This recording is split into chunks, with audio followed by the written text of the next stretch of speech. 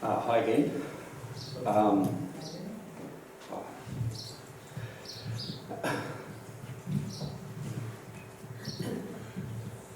Thank you.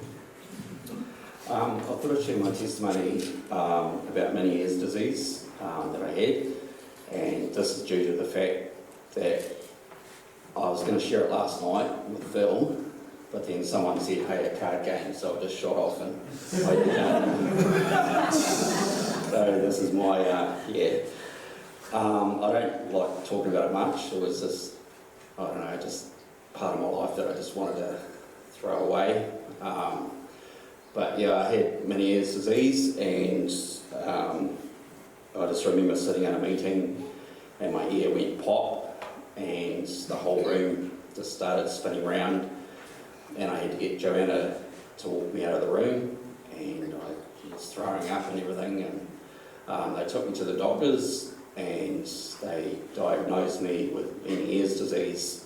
So they don't actually know what causes it, but you kind of lose part of your hearing as well, and you've got to be on medication to stop yourself from spinning round. And I had to write a letter to work, hey, I've got Meniere's disease, and if anything happens, you're not liable for it. So it's pretty scary. One day I sat on the forklift, and it just felt like, I thought, yeah, if there was an earthquake or something, but it wasn't. It was actually that. And you can't do anything, you just have to sit there and wait till it just passes.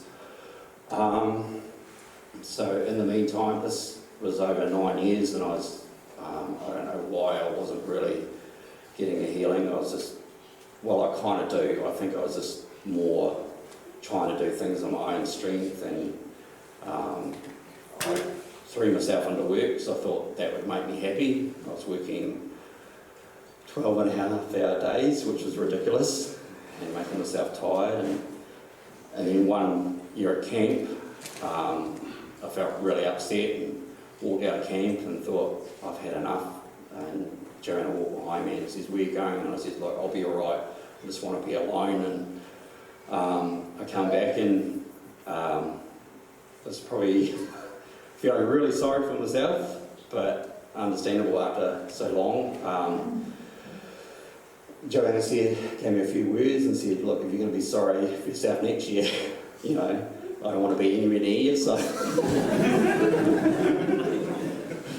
So yeah, that kind of, I've got to do something.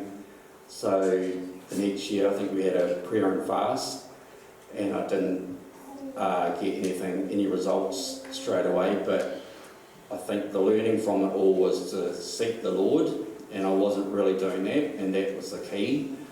And I don't normally have a prayer and fast either. I just don't like missing out on food, and I don't think anyone else. So that really taught me a big lesson. Just even now, like every day, I try and at least say thank you to the Lord with sincerity, not just because you have to. It's just something from the heart. And I think Joanna, at the beginning of the year, she had a dream that I would be healed and everyone would be standing up clapping, and I did not know about this dream at all. So this was the end of the year, and it was like in the camp like we are now, and I come up to the prayer line, I had some prayer, and I went outside. I could actually stand being in the actual hall, like the anxiety wasn't there, and the fear of me kind of being sick and, you know, anxious and stuff. And I come back in, I said, look, Joanna, I think I've been healed. And she was doing something else, and yeah, I went up the front and said to Pastor Alan, I've been healed. And Pastor Alan said to everyone that Wayne had been healed, and the dream had come true because everyone was on their feet, and it was the last day of camp, and everyone started clapping, and there was tears, and you know, so it was a really good time. But I think the key was just me not taking the Lord for granted. It was just, you know, the Lord wanted me to get closer so I could have something from Him, and yeah, that was a big learning lesson. So. Amen.